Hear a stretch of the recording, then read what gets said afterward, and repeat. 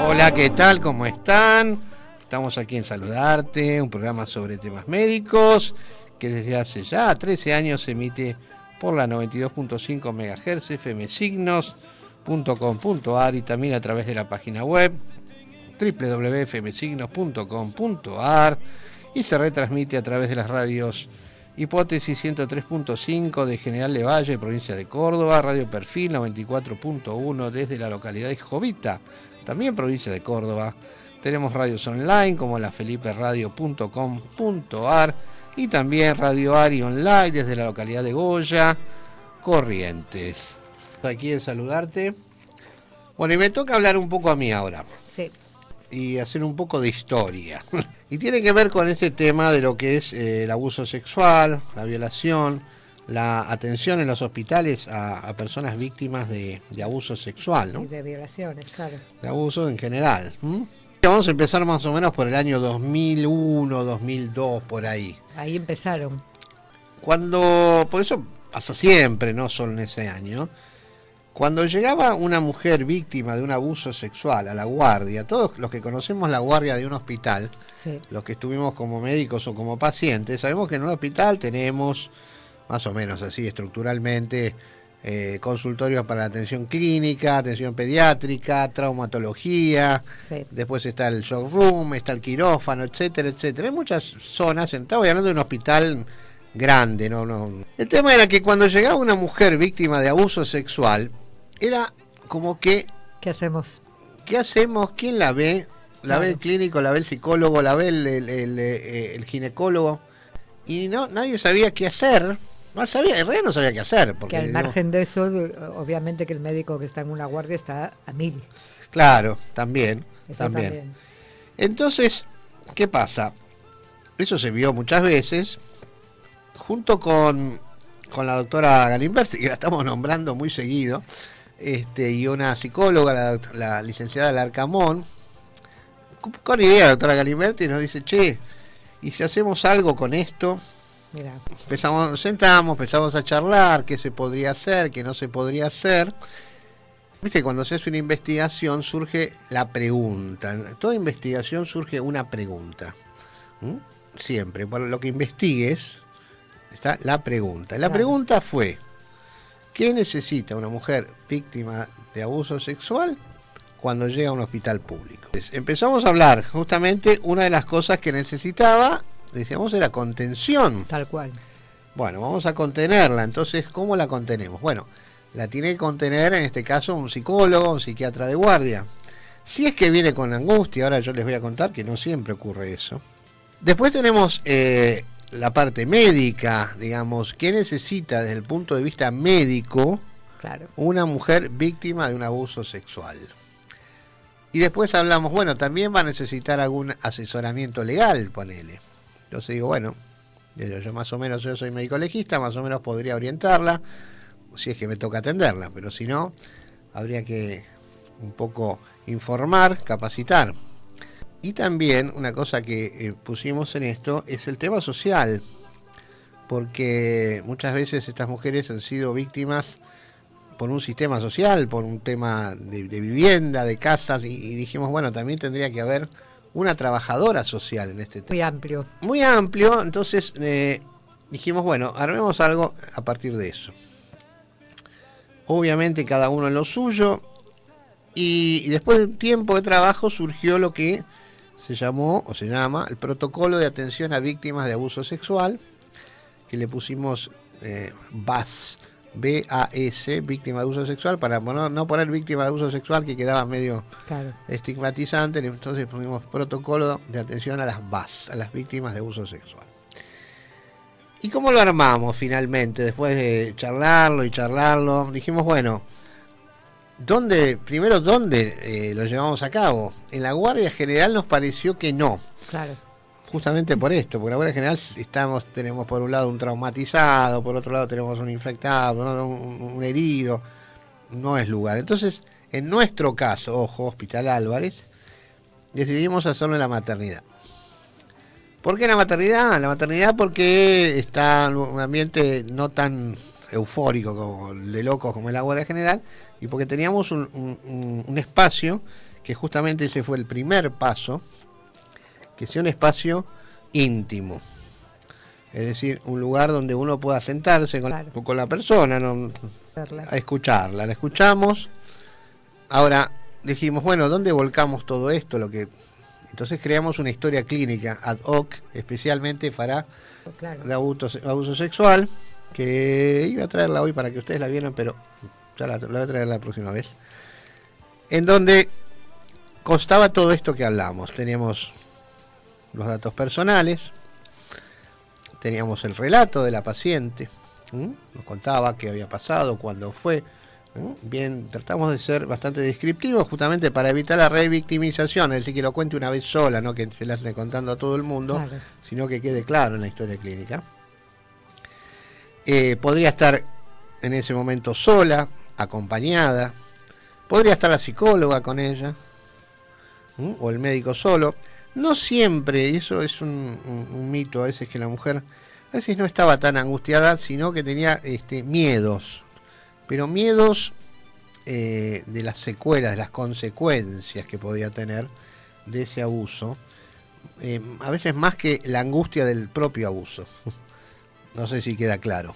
El miedo se refiere al miedo. ¿Cuáles eran los miedos? Básicamente eran dos miedos. Uno, a quedar embarazada, y el otro miedo es al contagio de enfermedades de transmisión sexual. Bueno, entonces luego de un interrogatorio, como todo, como toda acción médica, ¿no? Acción médica empieza con un interrogatorio bastante detallado sobre los hechos, cuando ocurrieron, etcétera, etcétera. Entonces correspondía hacer un examen físico, un examen general y un examen básicamente ginecológico, para determinar si la paciente tenía desgarros, traumatismos, infección.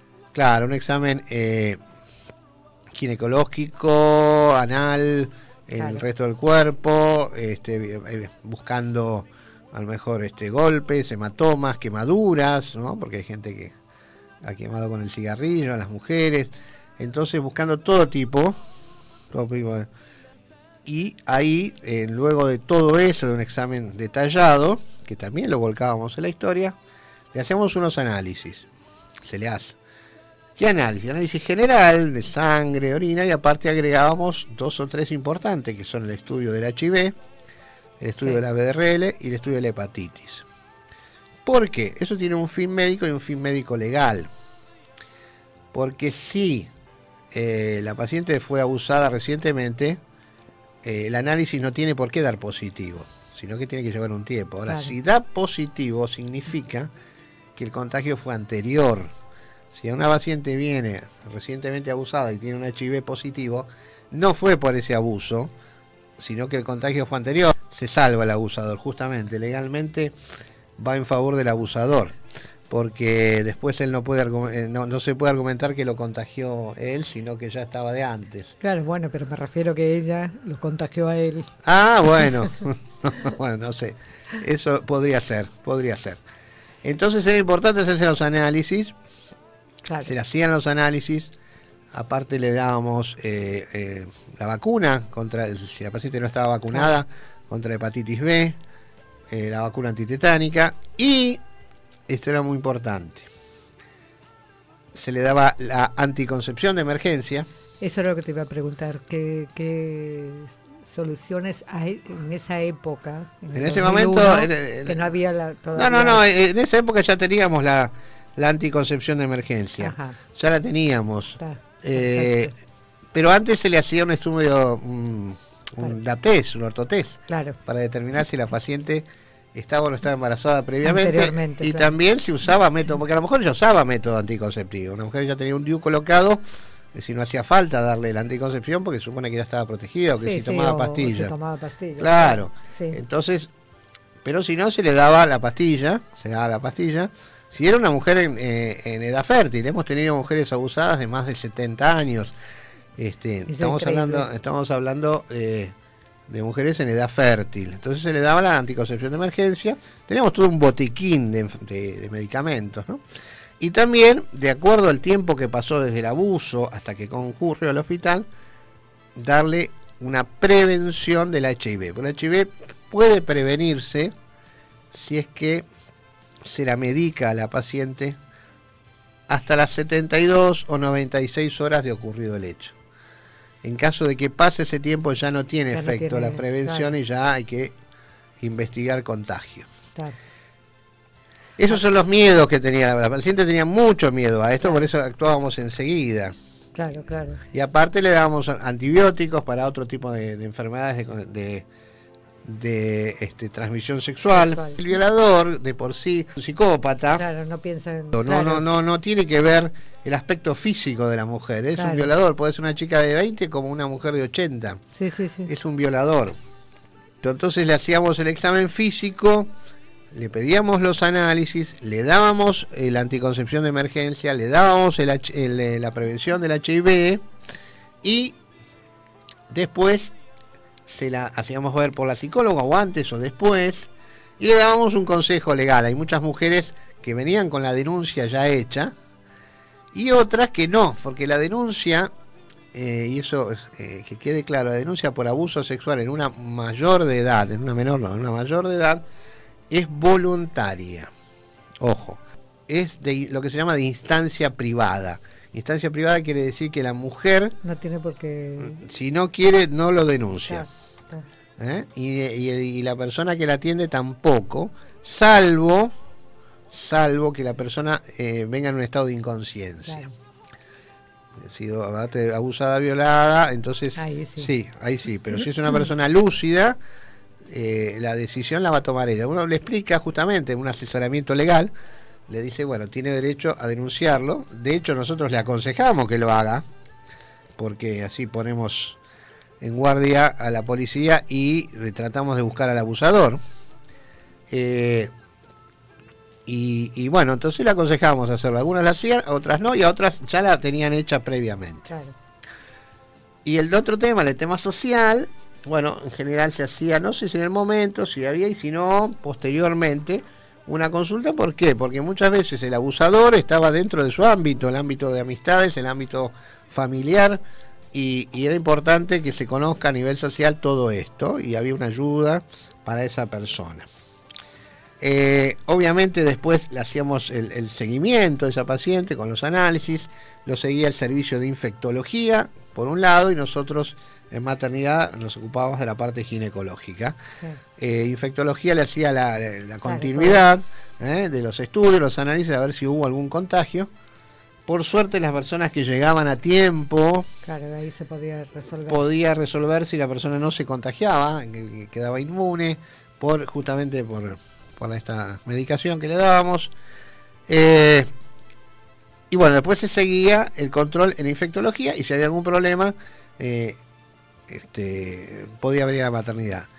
Claro. Muy pocos casos hubo de embarazos. En general los casos de embarazo eran mujeres que ya venían con un abuso ya de tiempo atrás y ya estaban embarazadas por el abuso. Claro. Hoy en día legalmente pueden interrumpir el embarazo si quieren, voluntariamente pueden hacerlo. Claro, en ese momento no. En ese momento todavía no había un fallo de la Corte. Claro. La Corte después dispuso que sí. Pero ahora sí se puede hacer libremente. Si lo decide la mujer, ¿no? Obviamente. Hay mujeres que han sido abusadas y no quisieron abortar y que tuvieron a su hijo. Por eso va en libertad. Lo importante de esto, que este protocolo fue tomado por el Ministerio de Salud y fue de uso obligatorio para todos los hospitales públicos. Te estoy hablando del año 2003. Bárbaro, hace 20 años atrás. Ese protocolo después fue ampliado, fue modificado, fue visto por médicos forenses, legistas. Hubo cambios, pero básicamente se mantuvo el modelo original, que te estoy contando. ¿Cómo llega esta información a las mujeres que son violadas? ¿Cómo saben que... Mira, eso se difundió mucho en los medios. Ah, buenísimo. Y hoy en día llegan, no todas, siempre hay una cifra negra. Siempre hay una cifra negra y no hay vuelta de hoja. Hay muchísimas violaciones que no son denunciadas y no son, denunciadas, me quedaría con que no las denuncie, pero que se atiendan. Claro. Ni siquiera se atienden. Nosotros sabemos que hay cifra negra y que nos enteramos mucho tiempo después. Claro. Así que bueno, no tengo más tiempo, porque si no hay mucho más para hablar.